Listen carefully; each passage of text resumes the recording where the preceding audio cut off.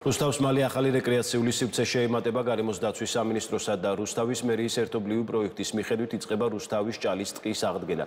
160 ჰექტარ ტერიტორიაზე ნერგების დარგვა, სასეირნო ბილიკებისა და მოსასვენებელი სივრცეების მოწყობა იგეგმება. რუსთავის ჭალის ტყის ეკოსისტემის აღდგენის პროექტის პრეზენტაცია დღეს გარემოს დაცვის სამინისტროში გაიმართა. რუსთავის ჭალის ტერიტორიაზე დაიდგება 60,000 ნერგი, მოეწყობა სასეირნო ბილიკები, შესაბამისი მოსასვენებელი სივრცეები და რა თქმა უნდა მთლიანად ტერიტორია იქნება ნარჩენებისგან გასუფთავებული, მოწესრიგებული.